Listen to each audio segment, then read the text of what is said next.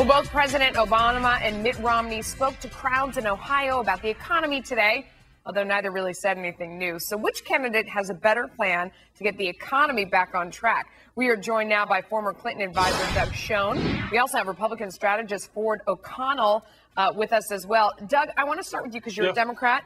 You worked for President Clinton, but you say that President Obama needs to make a major turn here. Well, I think he needs to talk about the future. I don't think what he's doing today is enough, which is attacking George Bush and Governor Romney and saying that they're two visions. I think he needs to lay out a vision for the future that talks about creating jobs, investing in infrastructure, and more importantly, Melissa, getting us all together to balance the budget, cut the debt and the deficit. More infrastructure spending? I mean, we tried that and it didn't work. Well, we need to do it because our roads are crumbling. We need to do it to put people to work. But we also have to take on our joint fiscal challenges, which are really very, very serious. Ford, what do you think?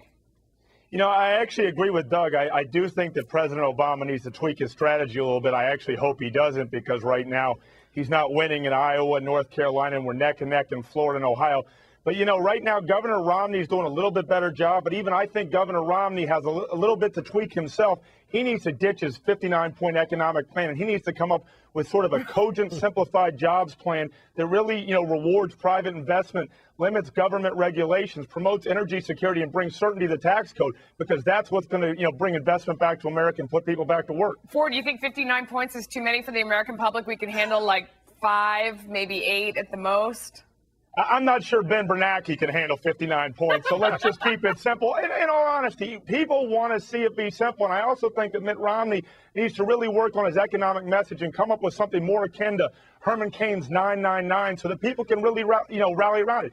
People know that we're in the economic doldrums. They want somebody to lead them to prosperity, and that's where we are right now. Doug, I'm sure you've seen the criticism of what you're saying that it's sort of a phony riff between the Clintonites and the Obamas, and that really this is just about campaigning like a Republican as opposed to really making a change. How do you respond to that? Well, as somebody who helped Bill Clinton move to the center in 1995 and 96, who did a budget deal with Newt Gingrich and cut welfare, I'd say, to me, it's a substantive difference. I think the Clintons clearly support Obama. I don't think there's any difference there, but there's a policy and a message difference. Yeah, you're saying you have the street cred. You know what you're talking about. Well, I've been there and I worked, and I'm one of those political consultants who's actually done something to produce a balanced budget. Yeah. Hey, Ford, if you saw the president make a turn more towards the middle, especially on the economic front, do you think the American public would believe it, and would you believe it? I don't know that I believe it. I'd want to see him really lay it out, because right now I think he's too busy playing class warfare. But I do think that if he sort of turns to, towards the middle on the economic front, starts talking about closing loopholes rather than class warfare, I think he's going to be in a better position, because let's be honest, in the last 100 years, only 5 incumbents have lost. So he would have the power of the bully pulpit going in November.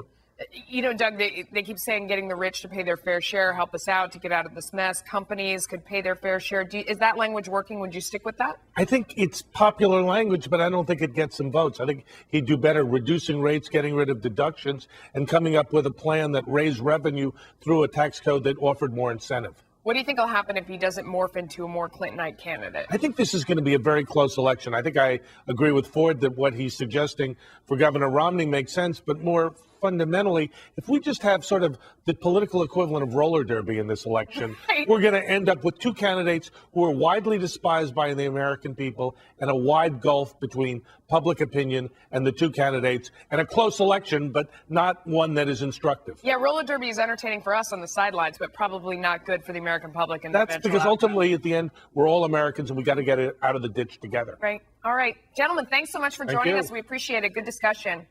Well, Thank you.